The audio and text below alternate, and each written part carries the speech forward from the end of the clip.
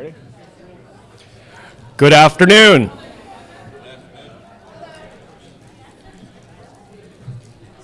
Are we all enjoying today's event?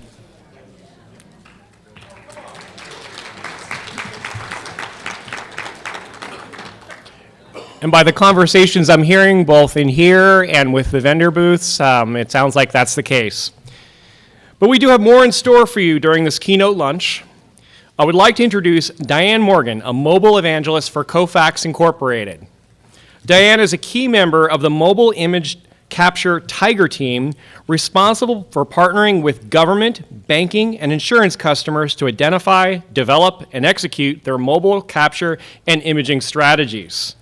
Diane will be speaking to us today about mobile government. Your constituents expect more. Please welcome Diane Morgan with a round of applause.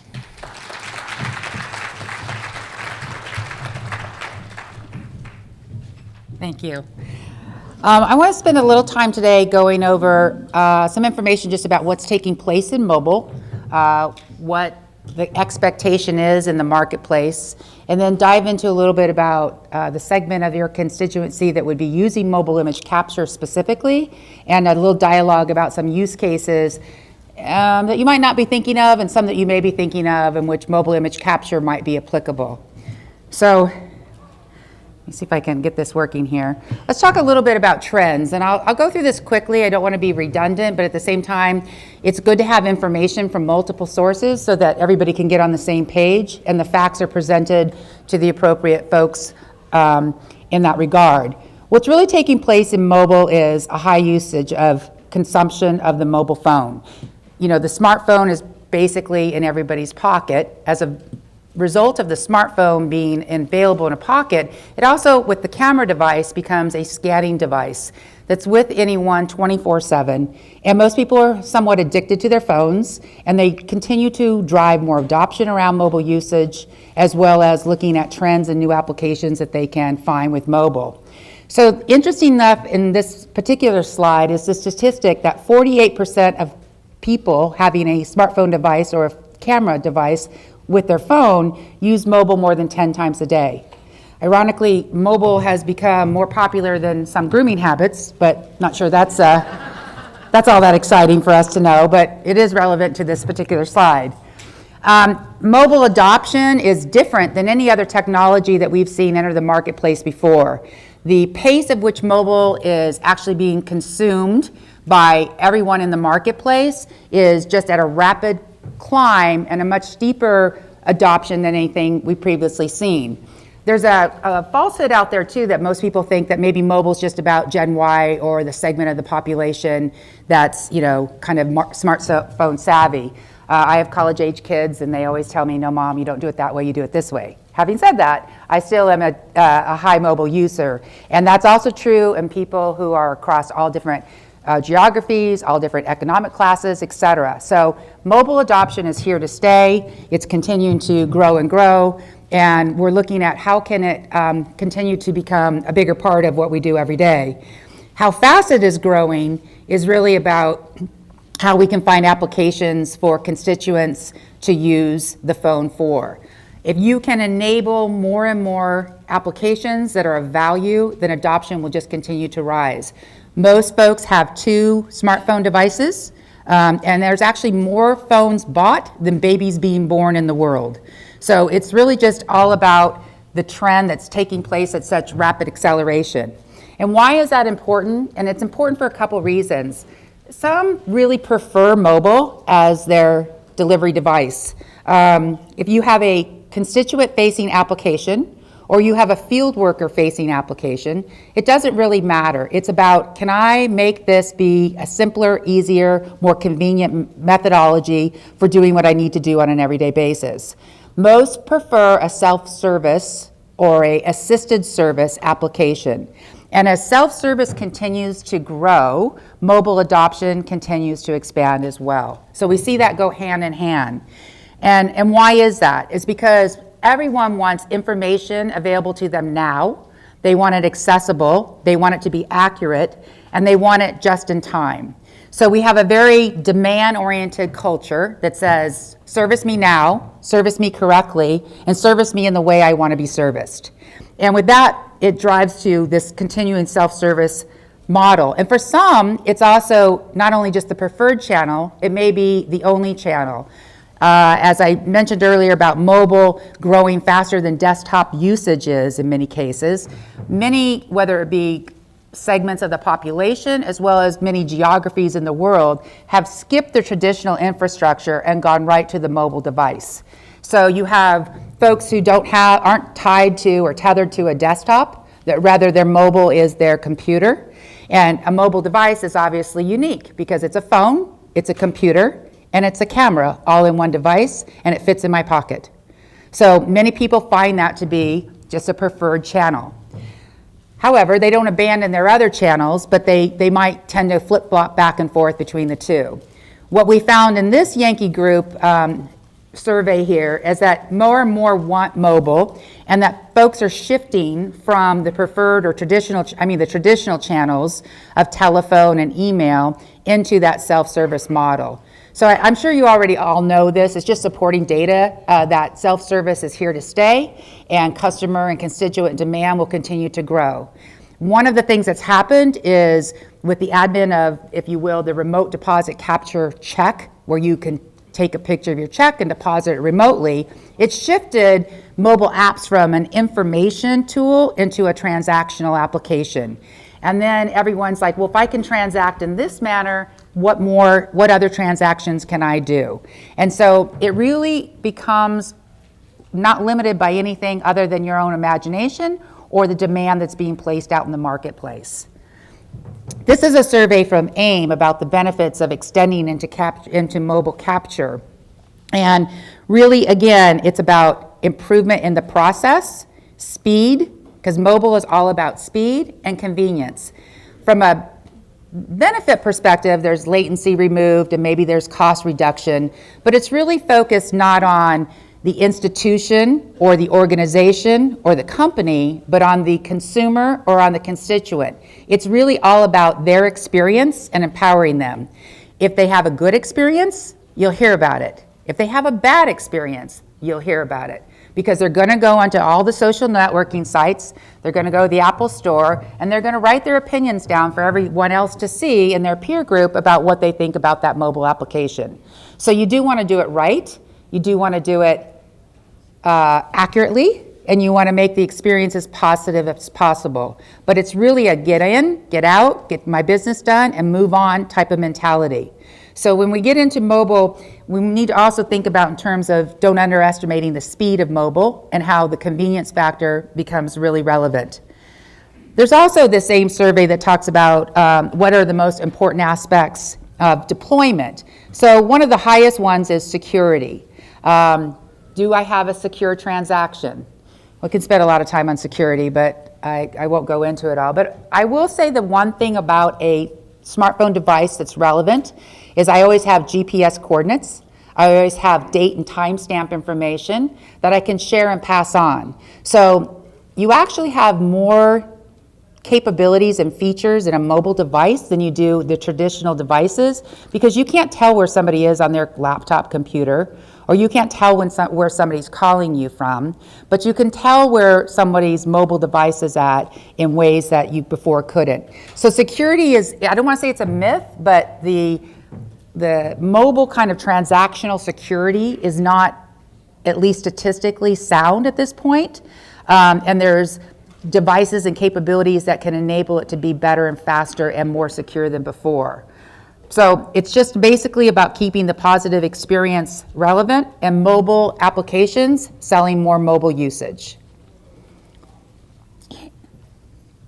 Again, I talked about this a little bit earlier, but there is a fear in the population about giving up your phone, and probably all of us can experience that. If you leave your house and you forget your wallet, you may or may not care. If you forget your smartphone, you're turning around and you're going back to get it. And that's just the society that we've become, and that's the society that we need to service, because everyone is tethered to their mobile device. And if you run out of battery, it's like, oh my goodness, what am I going to do? You know, so it creates a lot of fear factor in a lot of people, but it also creates a lot of opportunity, because now we can leverage that mobile kind of paranoia, if you will, into something that's positive. And here's an example of that. The constituents expect a mobile experience. They expect one in which 77% of them feel that if they're not getting a positive experience, then that there's an opportunity that's been missed. So this is all about the service engagement and meeting your constituents where they are, how they want to be serviced, and when they want to be serviced. This is not all that different in that the top 3 priorities for most companies, and this is in the private sector, is really still about customer engagement. Ironically, people think mobile is, not that it doesn't drive revenue, but revenue, reducing cost are lower priorities than customer engagement. It's a race to win the customer and the constituents' heart and soul and have them be, engaged with you and therefore not be engaged with someone else in the kind of public marketplace, but in the private marketplace, but in the public sector, it's still about servicing your constituents where they want to be serviced and using field workers to assist in making that a positive experience.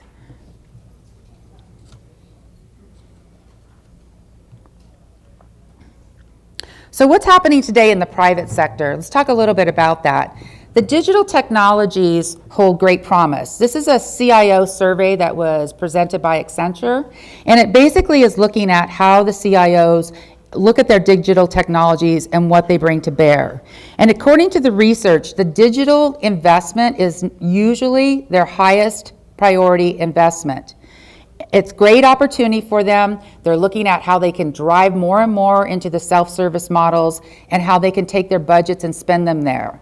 Companies are clearly focused on mobility and how to enhance that. 4 in 10 companies find it to be one of their primary key strategies in anything that they're doing in the organization. And private adoption really continues to push public sector demand. I mentioned earlier about remote deposit capture. 3 years ago, you weren't really probably depositing a check using your device. But how many of you deposit a check today using your phone device? Okay, would you prefer to go to the ATM and get in your car and do that instead? Of course not. So what's happened is everybody says, well, this is more convenient, this is easier to use, and now I want to use this as well. And so it creates an expansion of what else can I do with this environment. And that's why mobility is all about engaging with your constituent. And then whether you're representing an agency or a bureau, or your finance director, 77% of the CIOs out there have mobility in one of their top 5 priorities and have budget to spend on it. And the CEO of those companies or the head of the bureaus is actively involved in participating in that decision. So it's not an IT decision, it's a strategic decision, and it's one in which everyone is capitalizing on. Just a few kind of anecdotal quotes from some CEOs of large financial institutions is that the CEO of Capital One sees that digital is not a channel anymore, but it's a way of doing business, and it's how they do business. And they've revolutionized their strategic initiatives and more or less their outlook based on this. Customers now have a branch in each of their pockets. But for your constituents, that's the same device that can do the same exact capability, and it's also with them 24/7. And I'm going to give you some examples of that in a minute. This is just an example from Geico. They can announce that you can get new insurance in 15 minutes. So then eAssurance comes out and says, well, we can do it in 7.5. There's a war going on about how fast you can get car insurance. So you can actually change your life in 7 minutes, according to the insurers out there in the marketplace.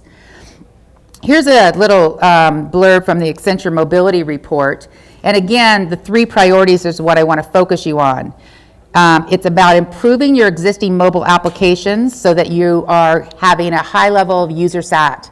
It is about adding feature functionality to your mobile app so it becomes more relevant and that it's used more often.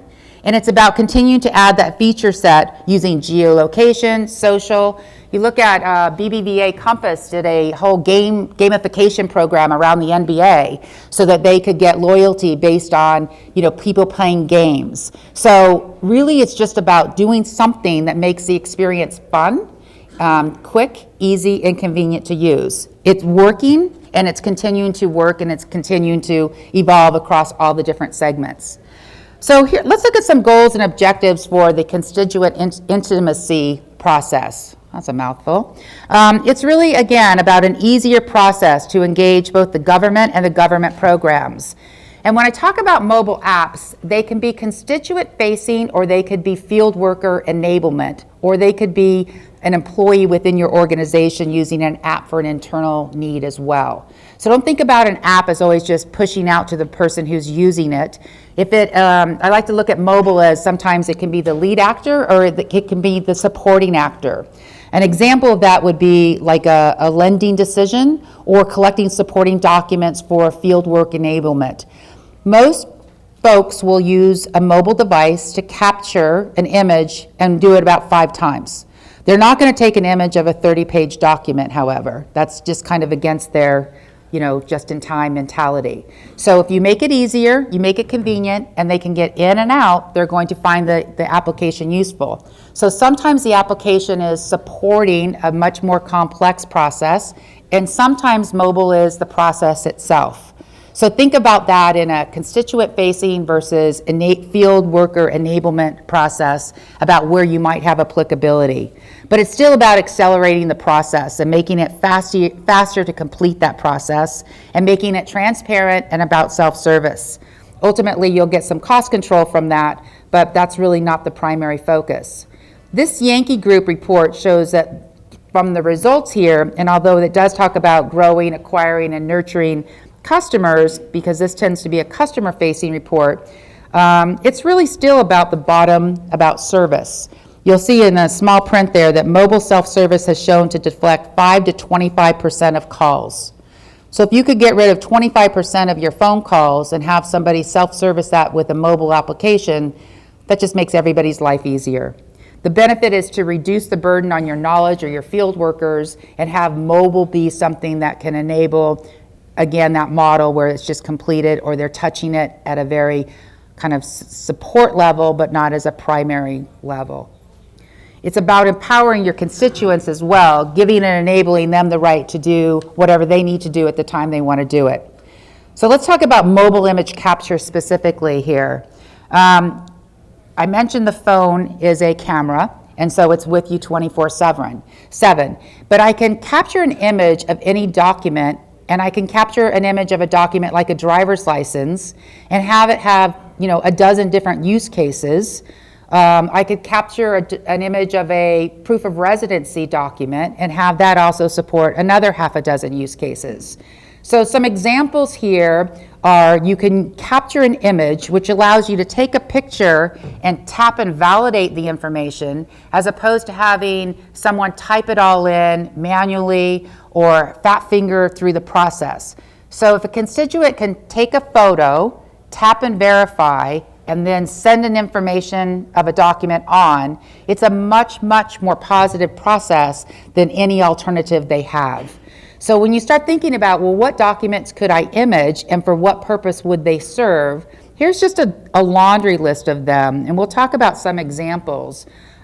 We recently, at my company, worked with a processor that's doing federal student loans, and they have a deferral program that allows them to enable that from being paid back. Well, they need certain trailing documents or supporting evidence that they've either continued to grad school or there's a reason for that deferral to take place. So they're using mobile image capture to capture those documents to support that use case. And they can ingest that right away, and they can put it in the file, and they can review that file and make a decision on that deferral process. Had a Texas Health and Human Services Commission that's providing eligibility documents to assess an eligibility for their programs. So again, gathering information of which they can assemble that information in a very concise way to look at mobile image capture as a means to support that. But enrollment's another big one, where either you're taking a picture of somebody's ID or their I-9 form or whatever information you need, and then allowing them to start a program or start a particular claim as a kickoff of taking a picture of the driver's license. There's also in this list a lot of things we're doing around banking and insurance. I'll go give you a few examples, but when you look at banking and insurance examples, just look at it as they're kind of breaking through the barriers that are out there, educating the population, who's also the same population that you service, and looking at ways that they can start new processes. Taking a picture of a credit card statement as an example to do a balance transfer program is something that's recently being engaged into the marketplace. Insurance quoting, claims fulfillment, first notice of loss. There's a lot of different opportunities out there that we're looking at. So here's an example of a driver's license, and this is just a made-up screenshot of a demo application for, this happens to be the right bank to do business with, but Bankrite. So instead of entering all the information off a driver's license, the user or the constituent is prompted to take a picture of their driver's license. They take a picture of the front of that driver's license. They can also take a picture of the back of that driver's license. In about 42 out of the 50 states in the United States, they have the PDF 417 barcodes on the back, but the DMV has about 20 different kind of driver's licenses that are typically by state available, because you have landscape and you have portrait for the under 21 and the over 21 communities, and everything more or less matures out over time. So a barcode scanning capability isn't necessarily relevant or available to all of our constituents that we would be servicing. But in the case that you need to OCR or take a picture of the front, you could take a picture of that image, and then that information is extracted and auto-populated into a form. That's the goal, so they really don't have to type that information in. And then, again, continuing with the mobile mindset, well, can I actually authorize something? Can I enroll in that program? Can I open a new account? Can I do it all in a mobile session? Well, now we can do signature capture. Instead of a wet signature, you're actually doing an electronic signature. We can go validate that against a known source of truth data, or validate that against a signature card on file, and actually engage that program at any time of the day with a constituent right away. So knowing the GPS coordinates, knowing that we can, as I mentioned earlier, time and date stamp that document, continues to give us more information to make that not only a secure transaction, but a very quick and easy transaction. Here's another example of a driver's license, and the only reason I'm bringing this up is, again, you're taking an image of the same document, but it's a different use case. This is an insurance company that's taking a document of a driver's license when they encounter people out at the baseball park or wherever, and they're giving them a quote for competitive insurance. So, they're using this as a database generator to gather information and to give them competitive quotes out there. So I guess they can be faster than 7.5 minutes. I'm not really sure what the goal is. Here's another one about bills, taking a picture of a utility bill. Now this can be multiple things, but in this example, it's actually to start a payment program. It can be to pay your bills.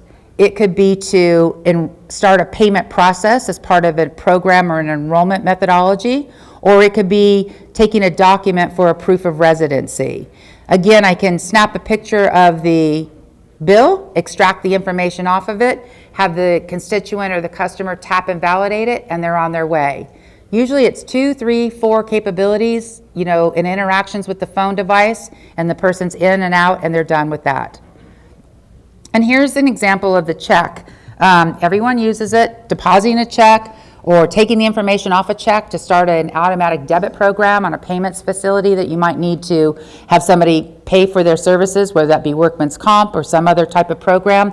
It can all be done by taking a picture of a draft of a check and then enroll that person's billing process automatically from extracting that information.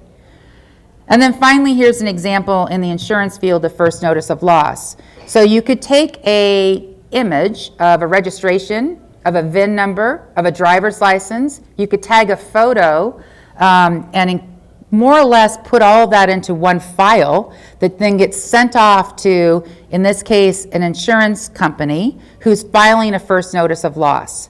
So in the insurance industry, we don't really like to talk to our insurance companies because usually we only talk to them when something bad happens. But when something bad happens, in this case, a consumer is in a highly stressed environment and they panic. They want to feel like they can be serviced or taken care of right away.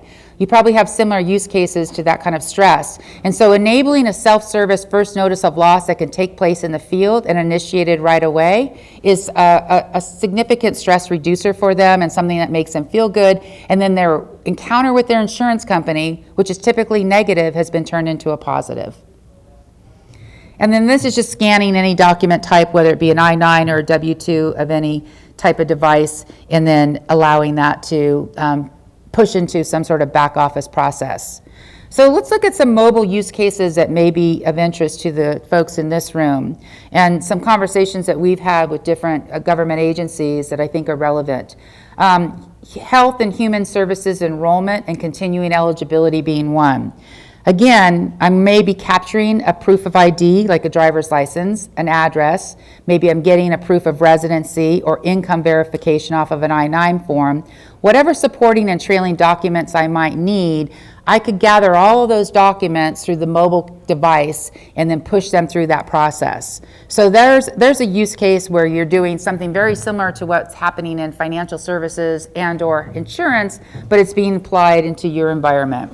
Student loan origination and servicing. Obviously, when you have a campus co-ed who goes onto the campus, there's booths set up everywhere, enroll in this account and enroll in this program. It's a great way to capture information. You can capture their student ID. You could do whatever you wanted to do to enable them. But student loan origination and servicing is a big part of that as well. Again, capturing that proof of ID and then all the transcripts needed. I know, for instance, I always had a good student discount program with my auto insurance company, but I would fax those documents in probably 5 times, and then I'd call them like a crazy woman because they never received them. So in this way, you can take those transcripts, you can send them in. The application could be set up to SMS, text a message back right away, giving that constituent or that consumer that ultimate satisfaction that yes, they've received it, yes, it's in my file, I am done. So the one thing about mobile that is also different is it's a two-way form of communication. I'm always closing the loop with that person to let them know I have their information, or we received it, or they validated it, and then they can move on to do what's next in their day. Disaster loan origination is another example where you could go set up mobile type of trailers or whatnot that's needed in a disaster environment, and yet go out amongst the constituents that need the support and gather the information if they have it available to them, or at least start the information gathering process as a field worker in a remote environment, using that mobile image capture device for that purpose. And here's a few more. Employment verification, we kind of touched on that. Crime scene data capture could be very similar to the first notice of loss I mentioned about the insurance companies.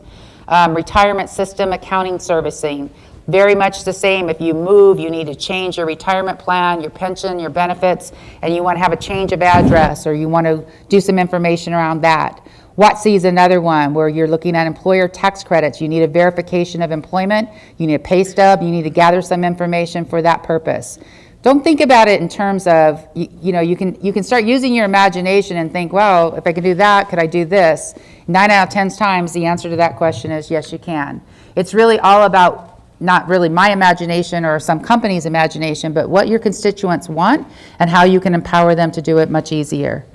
Again, DMV is another example where you move to another state, you need to show a proof of residency or some sort of proof of new address. Department of Aging, field worker data collection, looking at how I can collect data faster, enable the process and drive the latency out of it. We have a company too that's actually a mobile healthcare company, and they actually service expats and folks traveling internationally who then, when they have a need for insurance, they need to process their insurance claim from wherever they are, so they have a program that supports kind of the travel abroad scenario in which they could start an insurance claim worldwide no matter where that individual is. And I think USAA, if most of you are familiar with it, who services the military, that's really the core of where it all started. How do I service remote people that don't have a scanner, or don't have an office, or don't have a fax machine, which is many of the constituents that you also support. And how do I make their life easier and make them feel special? Well, they figured it out, and that's really exactly the population they service all the time. And then when you start looking at what can I do with mobile now? Well, am I going to do security thumbprint login? Am I going to do biometrics? Am I going to do voice recognitions for my password authentication? Any of those capabilities, if you want to do facial recognition, you want to link it all into something that enhances the experience for your consumer constituent. Really, it's not bound by anything other than, the capabilities of, well, yeah, we can do that. Does that add value? Does that make it feel better? Does that make it feel safer? I will say in the mobile space, most folks want to validate something. It makes them feel that they're still in control and that they haven't given up their entire control to an automated process. People still kind of have a little insecurity about things if they're too automated. They want to feel that they're a part of the process, and if you ask them a question back and they answer it, then they feel like you know who they are and that they were secure in that transaction. So when you look at your usability and you're designing the interactions with your constituents, involving them in the process is a big part of how happy they will be with the mobile app itself and how positive they'll be with adoption and use. So here's just a quick little overview of, and it's a little bit self-fulfilling, I realize, from a Kofax perspective, but optimizing a government process, turning any document or type of form into an electronic automated process, triggering the process so that you can standardize on a way to capture information. And you can capture that information with a mobile device, but you can capture that information across any channel. The goal is really to reduce manual data entry and to eliminate a lot of touching of paper, and as well as speeding up the process for your field workers and your constituents. But here's an example where it was eliminating risk because the documents weren't being lost and they were traceable, and there was an audible type of handoff process that was taking place. And in this particular example, this workman's comp insurance company was processing over 1,000 claims per day, handling 40,000 pieces of paper, and then mobile took a little relief on that, in that it converted things to electronic. It also allowed the person processing that information to participate in that and move them into a self-service model, which ultimately reduced operating costs and improved the customer experience. So if you remember nothing about what I say today, I do want you to know it's all about experience. It's all about service. It's all about making your constituent happy.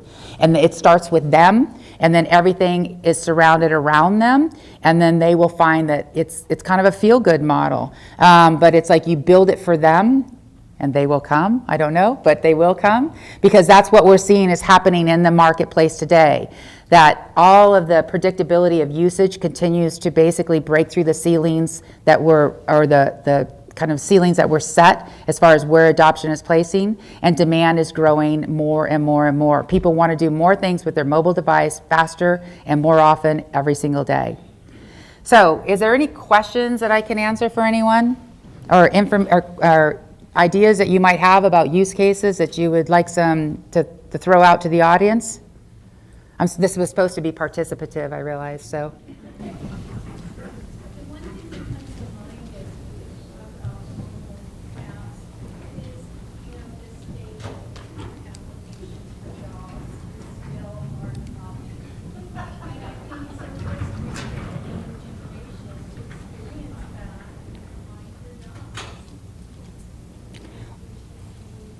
Well, that's a good point. And, behavior usually drives change. So at some point, that probably will change. But, it depends on if you look at a job applicant, like what kind of applicant do they really want to attract? And then someone will dip their toe in the water and try it differently, and then it will drive a change paradigm. You could start.